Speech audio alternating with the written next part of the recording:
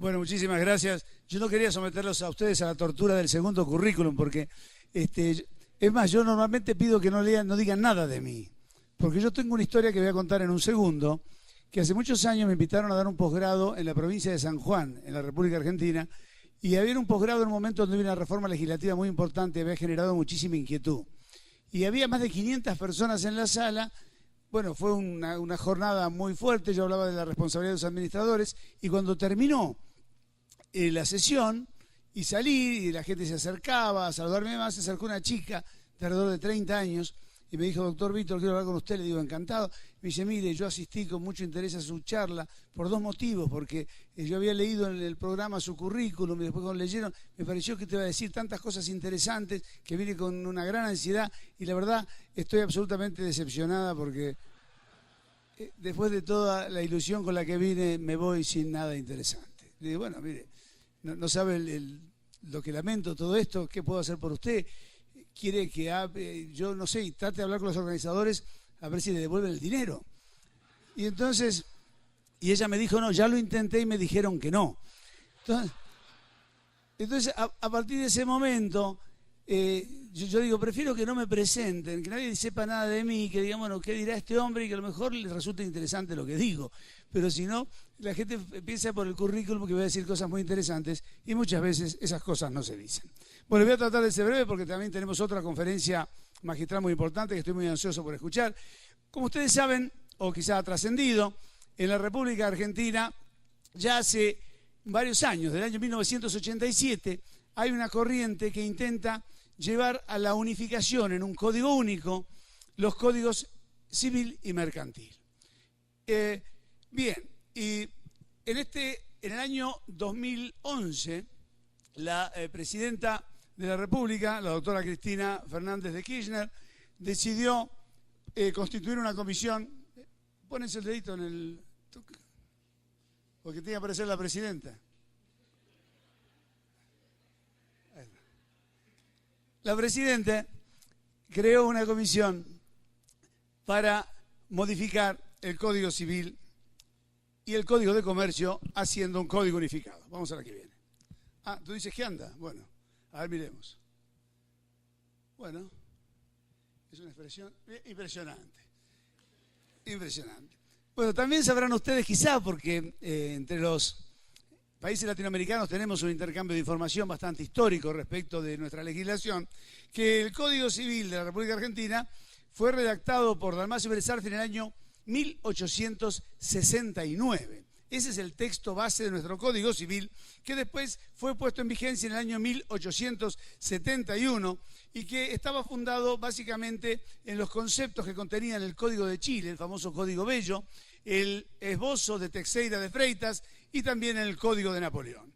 Ese Código Civil tuvo una única modificación trascendental en su cuerpo, recién en el año 1968. Que fue la ley 17.711, que incorporó determinados institutos, tales como el pacto comisorio tácito, la lesión subjetiva, el abuso de derecho, la teoría de la imprevisión. Es decir, una suerte de reingreso de algunos elementos de derecho público o un concepto más publicístico dentro del cuerpo del código. El resto de las modificaciones han sido a través de leyes especiales que han modificado algunas cuestiones vinculadas al matrimonio, a la patria potestad, pero han sido reformas parciales. El corazón del código tiene ese tiempo y es de aquella época.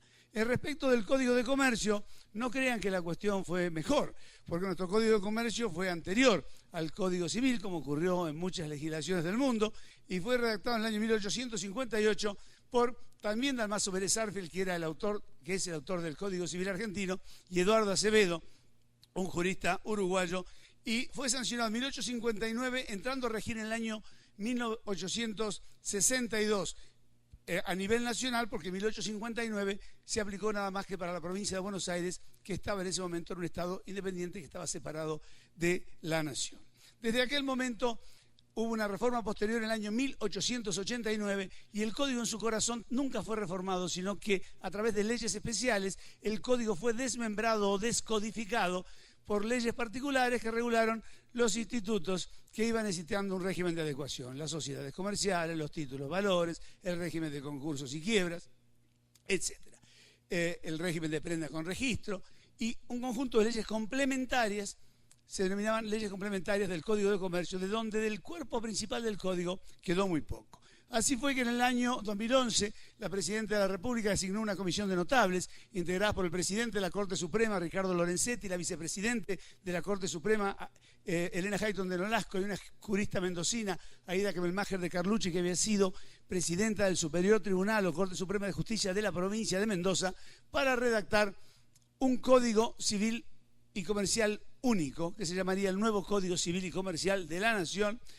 Y esta comisión trabajó con unas 32 subcomisiones que hicieron una propuesta de redacción de este Código Único. Con el doctor Nissen tuvimos el honor de integrar algunas de estas subcomisiones. A través de ajustes que se le hicieron al texto por una Secretaría General, el Poder Ejecutivo anunció el 27 de marzo de 2012 que se existía un nuevo anteproyecto de Código Civil y Comercial de la Nación, que dio a publicidad y que sometió a revisión dentro del ámbito del Ministerio de Justicia y Derechos Humanos, para remitir finalmente el texto al Congreso Nacional con algunas modificaciones para que fuera estudiado por una comisión bicameral que recorrió el país tratando de recoger las impresiones, oposiciones y opiniones de las distintas fuerzas vivas y sectores del país. Terminada la función de esta comisión bicameral, hubo un nuevo envío al Congreso, pero en este momento el Poder Ejecutivo está efectuando nuevas enmiendas al texto y se estima que probablemente antes del mes de noviembre, si no hay ninguna tormenta política que interfiera en este tema de proceso legislativo, podría contarse en la República Argentina con un nuevo Código Civil y Comercial de la Nación. Vamos. ¿Cuáles eran los propósitos perseguidos por la reforma? La primera era la unificación y actualización del Código Civil de Comercio en una labor para la cual se dio a la Comisión 365 días. Una obra ciclópea efectuada por más de 100 juristas que trabajaron en comisiones independientes y por sectores, para tomar como base la doctrina y la jurisprudencia y todos estos anteproyectos que en nuestra historia intentaron modificar el Código Civil. Pero si ustedes se fijan, el anteproyecto de Bibilone de 1926 y el de 1936 no eliminaba el Código de Comercio. El anteproyecto de 1954, redactado por el doctor Jorge Joaquín Llambías, era una reforma del Código Civil que no tocaba el Código de Comercio. Es recién a partir del año 1987 que se generan los proyectos de unificación que se tratan de repetir en 1993, que después se repiten en 1998 y que vuelven a tomar hoy vigencia. El del 1998 prácticamente estuvo sancionado como nuevo Código Civil y Comercial de la Nación y fue vetado por el Poder Ejecutivo y nunca entró en vigencia. Vamos con la que sigue. Bueno, no vamos nada. Hay abandono de la cabina. Bueno. Bueno, se fueron. Ah, miren, no llegó. Ah, bien, algo se mueve. Miren, qué bueno. Se moverá. Ah, ahí está. Perfecto.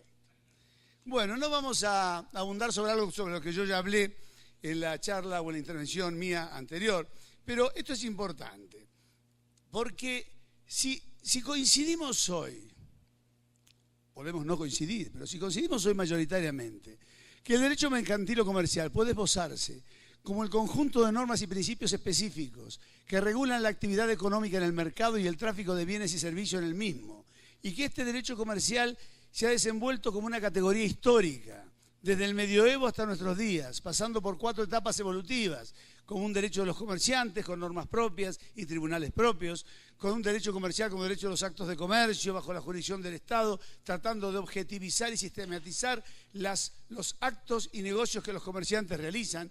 Si pensamos que a partir del año 1940 y fundamentalmente con la aparición del Código Italiano de 1942, sin perjuicio de que también en el Código Alemán de principios de siglo había referencias a esto, aparece o irrumpe con un nuevo carácter subjetivo como derecho de la empresa, y que a partir de los fines del siglo XX y principios del siglo XXI vuelve a objetivizarse como derecho comercial en un derecho de la actividad económica organizada y con una serie de referencias vinculadas a la globalización, a la transnacionalidad, sobre la que ayer nos ilustrara tan magníficamente el homenajeado en este congreso, el profesor Víctor, bueno, me agarró la locura, Víctor Pérez Vargas, y deberíamos preguntarnos hoy, ¿es compatible este derecho del que estamos hablando con el derecho de las personas que se relacionan los unos y los otros dentro de una comunidad en cuestiones que no están vinculadas al tráfico? ¿Son los mismos parámetros la decisión de una unión convivencial, de la adopción, de contraer matrimonio, de acceder a la vivienda única, que el tráfico mercantil? Los parámetros de conducta del hombre civil en las relaciones civiles son las mismas conductas o los mismos parámetros o los mismos lineamientos sobre los que tenemos que movernos en aquellos casos en los cuales estamos dentro del régimen mercantil. Bueno, este es uno de los temas que llevan a pensar si realmente estamos o no estamos en posibilidades de ir hacia un derecho unificado de la disciplina mercantil y de la disciplina civil. En las últimas décadas hemos tenido muchos fenómenos.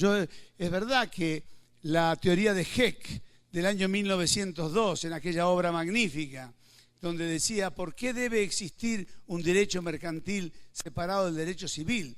Heck, que fue el precursor de la teoría de los actos en masa y quizás el moderno pensador que vio 40 años antes la teoría de la empresa, expresada de otra manera, vivía una realidad diferente a la de hoy. Pero lo cierto es que la evolución del derecho mercantil y del derecho civil es una evolución que ha ido hacia la unificación o hacia la separación. Y esto es lo que tenemos que preguntarnos en el día de hoy cuando vamos a hablar de la unificación. ¿Cuáles son los fenómenos producidos en materia del derecho y especialmente del derecho privado en las últimas décadas? Primero, ha habido un proceso de desprivatización del derecho privado. Esto es clarísimo. Cada vez más el derecho público y el interés público ingresa y perfora el derecho privado porque existe una nueva relación entre economía, sociedad de Estado. Estamos frente a un nuevo sistema de convivencia social. Hoy, en realidad, nadie puede desconectar o separar el problema del comercio, del tráfico mercantil, de cuestiones fundamentales como son los derechos humanos, el ambiente, ¿no es cierto?, el problema de los pueblos originarios, las tradiciones, la cultura, la diversidad, derechos fundamentales de las personas, la no discriminación. Esto también ingresa de una manera o de otra dentro del derecho privado cuando eran cuestiones que parecían que originariamente solamente eran del derecho público. Hoy hay una interacción entre los conceptos y estamos frente a un nuevo sistema social. Tampoco se puede dejar de reconocer la existencia de la función social de la nueva empresa. Ya la empresa no es más, ni puede ser concebida como un sistema cerrado que persigue fines formales, exclusivamente entre ellos el lucro, sino que, como bien se dijo y lo señaló el doctor Álvaro Hernández Aguilar al comienzo, la empresa es un subsistema dentro de un sistema social más amplio. Y esto ya es algo que viene abriéndose camino desde más allá de la década del 70 del siglo pasado entre nosotros. Hay una irrupción de instituciones y normas de derecho público dentro del sistema del derecho privado. Temas regulatorios, temas vinculados a la competencia, temas del consumidor, temas del ambiente, mercados de valores, problemas de seguridad, problemas de responsabilidad, problemas del crimen transnacional, delitos societarios, el derecho de información, el problema y el manejo de los registros. Y fundamentalmente el rol que el Estado le ha otorgado al empresario como sustituto de las obligaciones originarias que el Estado tenía.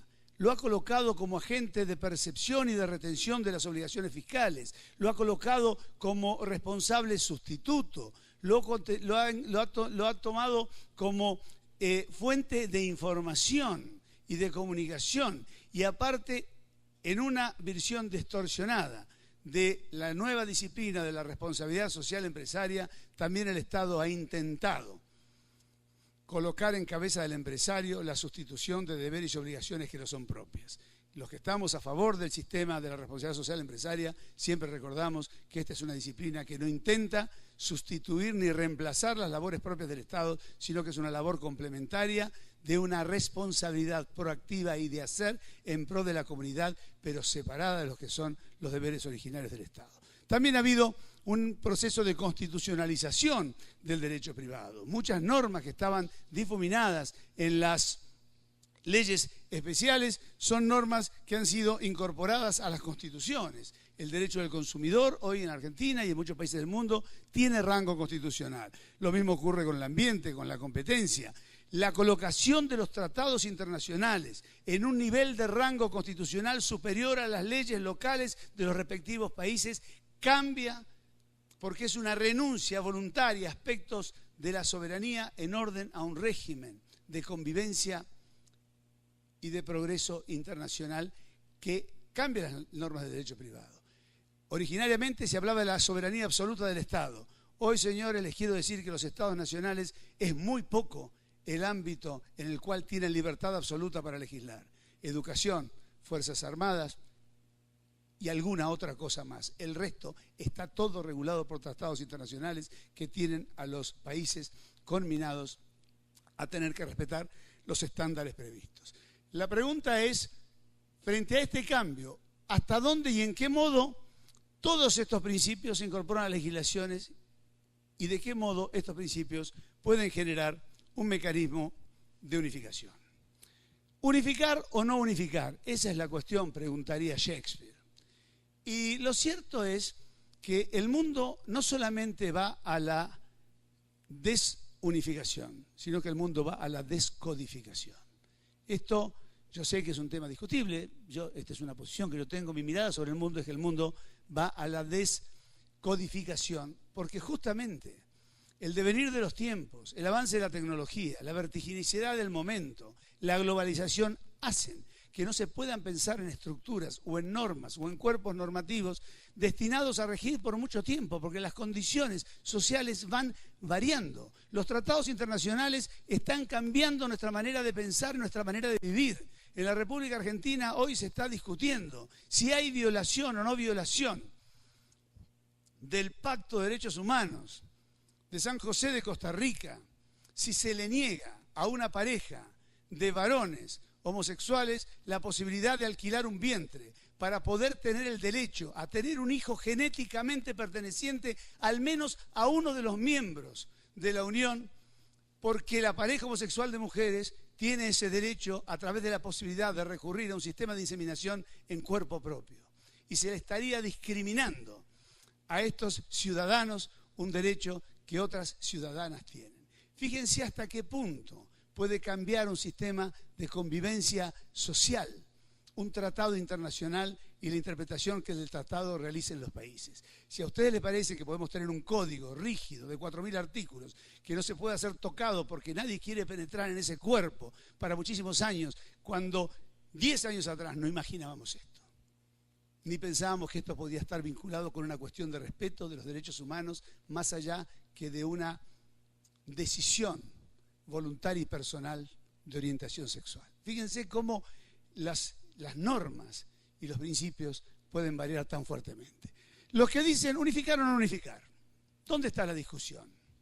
Bueno, yo ya digo estoy en contra de la codificación, pero bueno, porque el mundo tiende a descodificarse para permitir la movilidad de las distintas disciplinas. Motivos para unificar o no unificar. Decimos, primero, es necesario que el derecho privado recepte los cambios económicos y sociales. El derecho comercial y el derecho civil ya socialmente son lo mismo.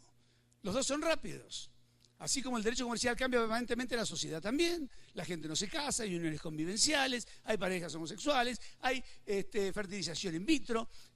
Bueno, hay distintas normas que han cambiado el sistema de convivencia social. Y esto va al mismo par que el derecho comercial. Los contrarios dicen de ninguna manera, el derecho mercantil tiene una disciplina absolutamente diferente y tiene un principio de especialidad.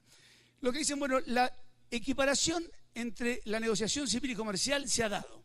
Hoy la realidad del tráfico y la realidad de la evolución de las sociedades hacen que la negociación civil y la comercial sean iguales. ¿Es esto verdad? ¿O realmente lo que está ocurriendo es que a medida que avanzamos hay más diferencia entre el empresario y el hombre común? Si no, ¿por qué nace el derecho del consumidor? ¿O qué es el derecho del consumidor si no es finalmente el derecho creado por aquel padre de familia que quedó devaluado en la legislación en virtud del avance del comerciante que por una norma de un código de comercio, en cualquier relación que tuviera con él, lo somete a jurisdicción mercantil, a la ley mercantil y a las presunciones y pruebas del régimen mercantil? Bueno, durante más de 150 años yo fui sometido, me reencarno, vuelvo en consumidor y ahora es el comerciante el que tendrá que venir a mi jurisdicción, a mi norma y a mi sistema de presunciones y a mi régimen de garantías. Ah, y además a mi domicilio. Entonces, es verdad que esto está siendo igual. La pureza dogmática del derecho comercial.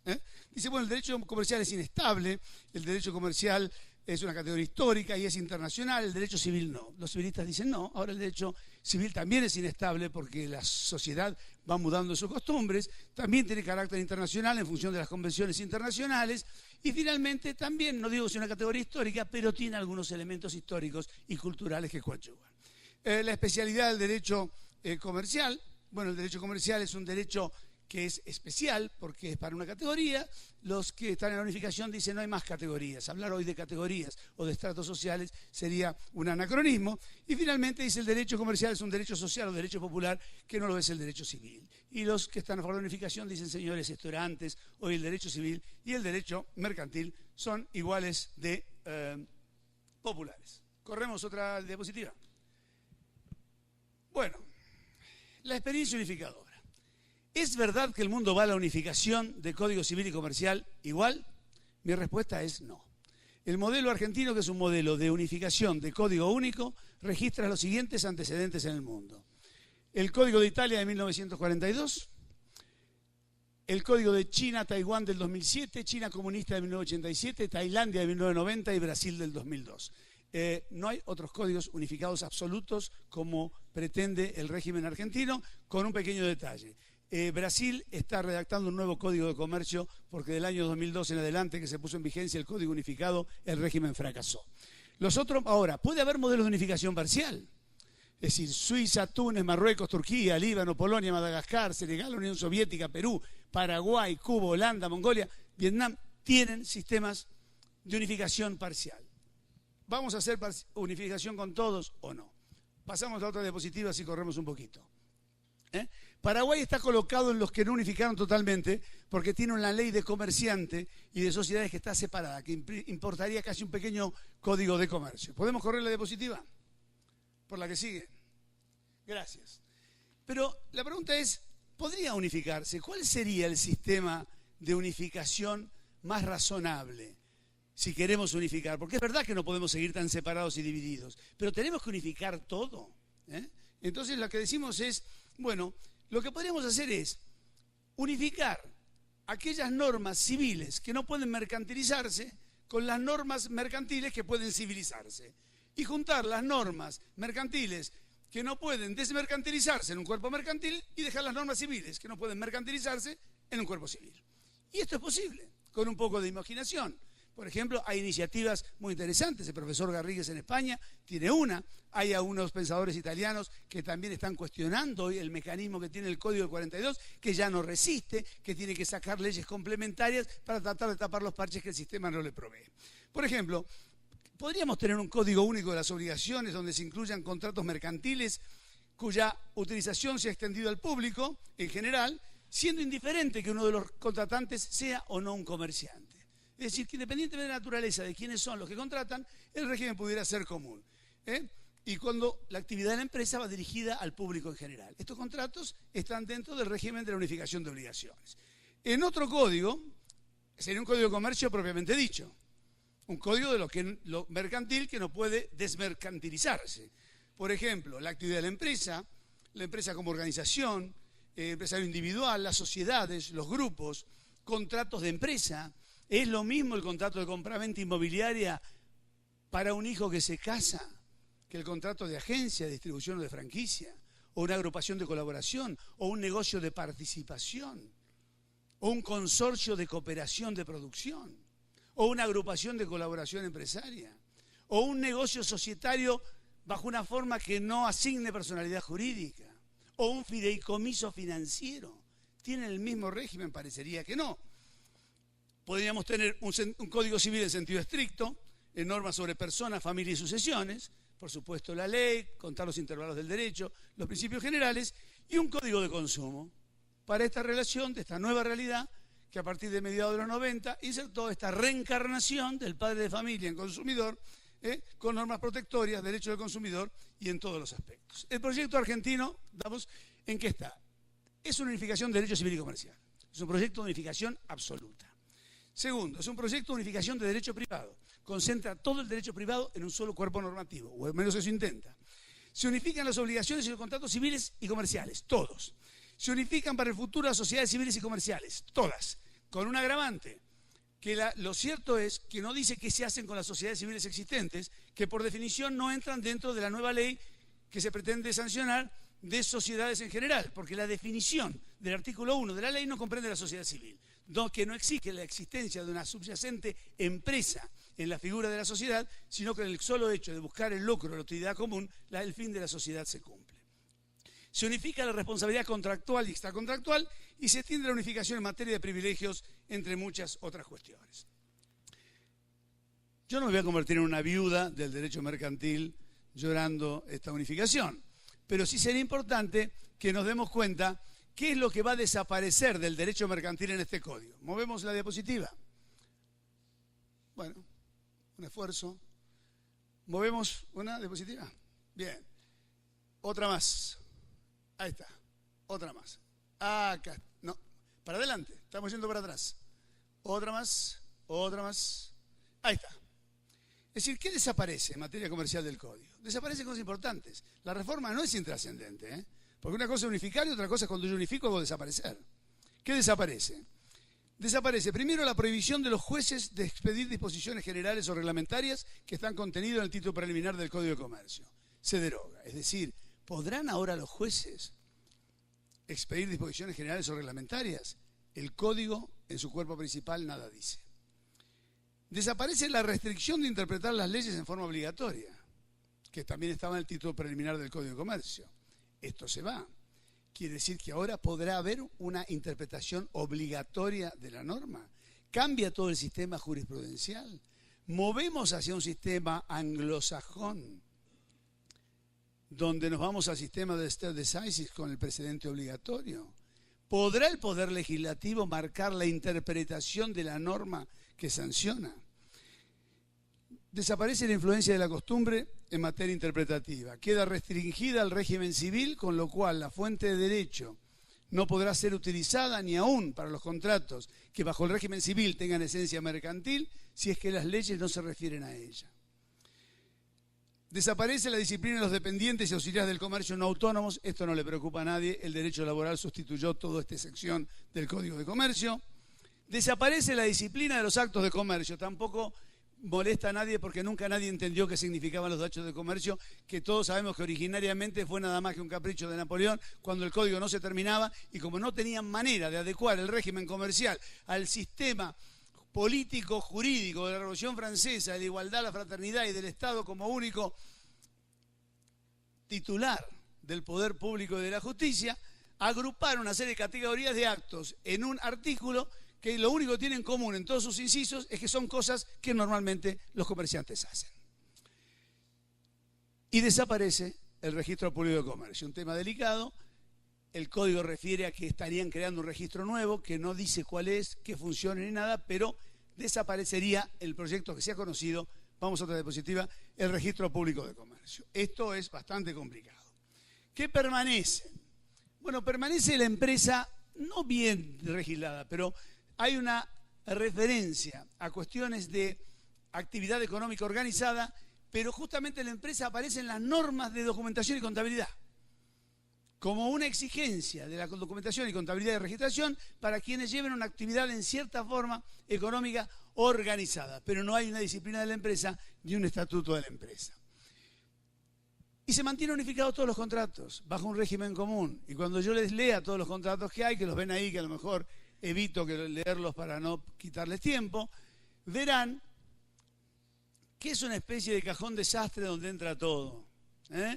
entra la compraventa con la permuta, el suministro, la locación, el leasing, obra y servicio, transporte, mandato, consignación, corretaje, depósito. Después hay un capítulo de contratos bancarios, donde se identifican algunas normas particulares de los contratos bancarios, porque no los de empresa, pero los bancarios sí, y se legisla el depósito bancario, la cuenta corriente bancaria, el préstamo y descuento bancario, apertura de crédito, servicio de caja de seguridad y custodia de títulos. Se nacionaliza el factoring y lo llamamos factoraje, la cuenta corriente mercantil. Se incorporan los contratos asociativos que estaban en la ley de sociedades, como el negocio en participación, que era la sociedad accidental en participación, las agrupaciones de colaboración empresaria, uniones transitorias y consorcios. Y también la agencia, concesión, franquicia, mutuo, comodato, donación, fianza, contrato oneroso de renta vitalicia, el contrato de juego y apuesta, cesión de derechos, cesión de deudas, cesión de la posición contractual, que parecería que sea algo distinto de ceder derechos y deudas juntos, pero bueno, no sabemos bien. La transacción, se regula el arbitraje como contrato. Tema que ha traído un escándalo, pues los procesalistas están indignados y aparte no terminan de entender cómo el arbitraje puede ser un contrato dentro de un contrato. Bueno, cuestión vinculada con la autonomía de la cláusula arbitral, toda una discusión que sabemos que hay, pero opta el legislador por definir al arbitraje como un contrato y como un contrato autónomo, que se desprende incluso del contrato en el cual el arbitraje está pactado. Es un contrato dentro de un contrato. Y se legisla también el fideicomiso. Vamos, si miramos cambiamos la diapositiva. Si miramos todo esto, ahora, para esto hay principios generales únicos. ¿Es verdad que toda esta gente se relaciona de la misma manera o esto no es verdad? Bueno, es una cosa que tendremos que discutir. Adelante, cambiamos la diapositiva. Pero hay otros contratos referenciados que no se regulan. En algún momento del código se habla de la constitución de derechos de superficie por contrato, pero no sabemos cuál es el contrato que regula la constitución de derechos de superficie. También se habla de la constitución de derechos de garantía por contrato, pero no se dice cuál es el contrato por el cual se regulan los derechos de garantía. También se dice que la hipoteca puede constituirse por contrato, pero no dice cuál es el contrato de hipoteca. Y también dice que la prenda puede tener origen en un contrato, pero no dice cuál es el contrato de prenda. No regula el contrato estimatorio, que tampoco lo tenemos regulado hoy, y no regula el contrato de comisión, que hoy está regulado específicamente en el Código de Comercio. Vamos con la otra diapositiva. ¿Movemos? Contratos regulados por leyes especiales que no se tocan. El contrato de seguro no se incorpora al nuevo régimen y no se toca. La transferencia de tecnología no se toca y quedan con la legislación actual. El contrato de tarjeta de crédito y el régimen de tarjeta de crédito tampoco se toca, a pesar de que se regularon los contratos bancarios, pero se excluye la tarjeta de crédito bajo un régimen totalmente diferente que los otros contratos bancarios, como el depósito, apertura de cuenta, custodia de títulos, caja de seguridad, apertura de crédito, etc. Cambiamos. ¿Qué más? Queda también. Lo que va a quedar son los títulos de crédito, pero con una novedad. Libre creación de títulos de crédito. No están regulados en forma taxativa, sino que las partes, bajo el régimen que quieran, pueden crear nuevos títulos de crédito, estableciendo las normas de funcionamiento y de circulación.